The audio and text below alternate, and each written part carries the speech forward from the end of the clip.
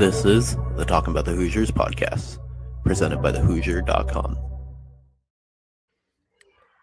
We are back for another edition of the Hoosier.com postgame wrap-up presented by the Hoosier and On3 Sports. I'm Drew Rosenberg, joined by Kyle Staley. You're at Assembly Hall right now. You just got done leaving Collins, Northwestern head coach's press conference. Ugly performance from Indiana in a can't-lose spot. They drop a quad 3 game, and now, Indiana's tournament hopes are on life support. If, Indiana has a lot to do if they're going to, get back inside the bubble. Yeah, Indiana, just go ahead and get the obvious out of the way here. Like, Indiana was on the right side of the bubble heading into this game. Now they are outside of the bubble. I'm not ready to, because there is still opportunity left. In the regular season, I'm not ready to say that bubble has completely burst. But right now, not looking good, and it's an all too familiar spot for Indiana right now. But yeah, I mean, awful performance tonight against one of the worst teams in the Big Ten. You kind of let them come into your house, and obviously Indiana kind of started off the game pretty well, and then about the final 2 minutes of the first half is when things the wheels kind of came off, and Indiana got cold. They weren't getting good looks from three.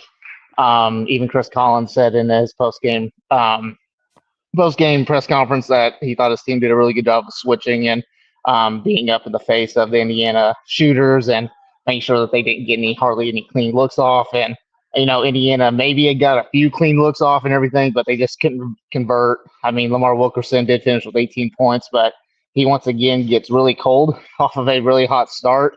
12 straight misses.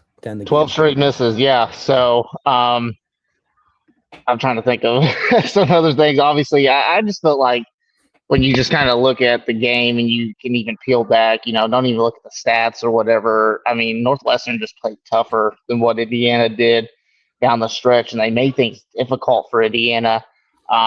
Nick Martinelli, who's one of the best players in the Big Ten, I would even say in the country. I mean, he really just kind of imposed his will a little bit, finished with 28 points. And, this was just bad for Indiana. Wasn't hitting shots, was getting nothing defensively. And, it's the worst loss of the season for Indiana by far. I mean, embarrassing effort, to say the least. First half, Indiana shot 62% from the field. Second half, 30% from the field. I mean, that's not going to win. You get out-rebound, you get killed on the glass like they did, 34 rebounds to 23 for Northwestern. Indiana did do a good job moving the ball, but in the first half especially, and then just down the stretch, the offense, I think it was one point, like in the final 9 minutes, was 11 straight missed shots for Indiana, nearly 6 or 7 minutes without a made field goal. The offense was bad down the stretch. Let's talk about the call for a second, because, Indiana still had a chance to win the game and tie the game and force overtime. And Tucker DeVries 100% got fouled. Tatum Connerway, I think, got fouled on his, dunk to make it a 1-point game on the play before. Insane no call. Like the Tatum Connerway one, I can understand. I can understand the no call. The Tucker DeVries one, shocking. Yeah, and again, I struggle with this one because obviously Indiana shouldn't have been in that situation to begin with, right? Like, it's just oh, that's a bad call by the official, but Indiana is the one that put themselves in that position. The officials didn't. And if you do want to look at the play and everything, you kind of wipe away the fact that Indiana put themselves in that position. You do look at the play, yeah, bad call, right? And a bad no call, right? And should have been called. Indiana should have had a chance to. I think they would go and tie it, I believe, if Tucker DeVries would have got onto the free throw line. But you also even look at a few plays before that, a missed free throw by Sam Alexis. He played a good game. You got to make and he finished with 13 points, had 4 rebounds. Just a solid performance. You could even tell with the crowd when they would take Sam Alexis out of the game and put Reed Bailey in. The crowd did not like that. They wanted more of Sam Alexis, and he was good for them tonight, but obviously just wasn't good enough. And it's unfortunate with this team because it seems like it's the reoccurring issues that keep happening and stuff where they have a golden opportunity and they just can't. They can't put it together, right? And that's kind of frustrating, especially when you look at how experienced this team is, how old this team is. They should know that, hey, we got this got them at home. It was a really good crowd tonight. I thought the students actually showed up really, really well. I thought it was a pretty good crowd tonight. There was definitely a lot of support in here, and they squandered an opportunity. And it's not an opportunity that would have boosted their resume. It obviously hurts them a lot more than it helps them if it was a win. But yeah, I mean, it's just the worst loss at the absolute worst time if you're Indiana. I mean, it's just one of those things. Like, I'm at a loss for words. You came into this game and called it a can't lose. All week it was you cannot lose this game. It wasn't a must win. It was a can't lose. You cannot lose this game. You cannot lose the quad 3 game when you're already, your resume isn't the strongest. And now it dropped a lot. I don't know where Indiana's going to end up in the net because of that. I haven't looked yet. I don't know if I have the heart to look right now.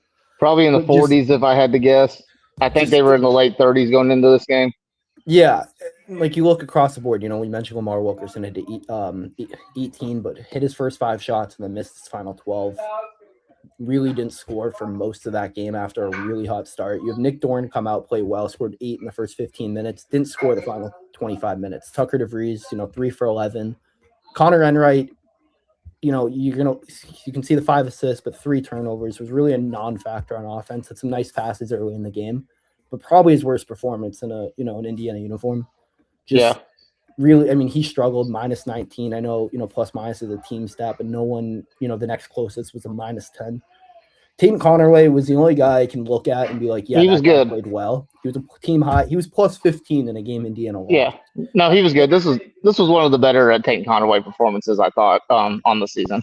But it's hard to even praise him. And it's not his fault. It's just how bad of an effort this was from Indiana, especially down the stretch in the second half. I mean, Nick Martinelli had 21 of his 28 in the second half. Yeah. You have Jake West, a guy who was averaging 4 points a game, had 2 games, I think, in double figures on the season as a freshman, and he comes in and scores 16, made some big free throws down the stretch. Yeah. Yeah, and I think the worst part about it is apparently, I don't really know too much. Apparently this Jake West guy is a, TikTok famous or something, and I have, friends trolling me before the game asking me about him. And then he's like, yeah, this guy kind of sucks. Or he's not that great. Yeah. And then he goes for 16, and I'm just like, yeah, of course he did. Because if he never sent that text, that's just how it works. But absolutely, it seems like every time Indiana, it's just, we talk about it, can't play a full 40 minutes. We see the spurts. We see the runs when they look like a really good team. We saw that in the first half. Up 9 at the half. Like, they were up as much as 13 in the first half. The first 15 minutes of the game, Indiana played really well, and then they played the final 25 minutes as bad of a stretch as I've seen from this team all year. That includes the 30-point loss to Purdue. That includes that Michigan game that I know was like a 13-point loss, but was never in range.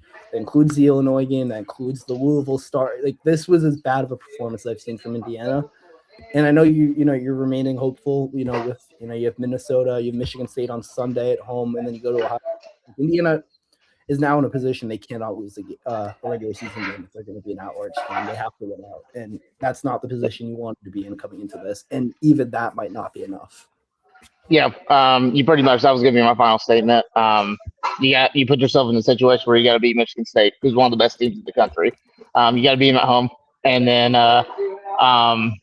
then you got to beat Minnesota, who's already beaten you this year. So that's not going to be an easy game. Then you got to go on the road and play Ohio State, who's also desperate for a very big one to get them into the NCAA tournament. So, I got nothing else on this, Drew. It was some poor performance. So I guess we'll wrap up here.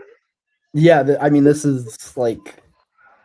was a game we called it can't lose, and it was one of those games. Indiana just had to take care of business, get the win, and move on. And, keep doing what they and then get a win against Michigan State or Ohio State. And you drop this game, and now even winning those even if Indiana wins that final 3 and they're 20-10, and that would be 20-10 with 2 quad ones.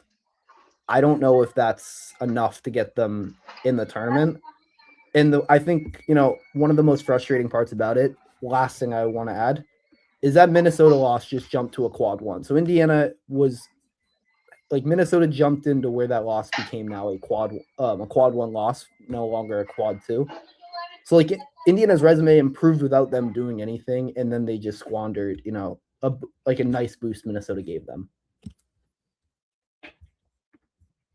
Yeah, I agree. I got to bounce, Drew, because they're cleaning up around me. So. All right, that's gonna do it for us. I mean, we got full coverage of the rest of the Indiana basketball season. We're gonna have coverage of the Michigan State game on the Hoosier. I think Zach Browning had his 3 takeaways from the game. Bunch of other stuff post game, so we're gonna have you covered. I'm gonna kick Kyler from that as I finish this myself. Guys, if you haven't done so, subscribe to the Hoosier. You get On 3, Rivals, all the national stuff included. I think it's just $20 right now when you subscribe. So go do that. Also subscribe to the YouTube. It means a lot to us. It helps us keep doing these post-game wrap-ups. Hopefully, we can get some more positive ones moving forward. But until then, we'll be back with another edition of the Hoosier.com post-game wrap-up. Thank you guys for tuning in.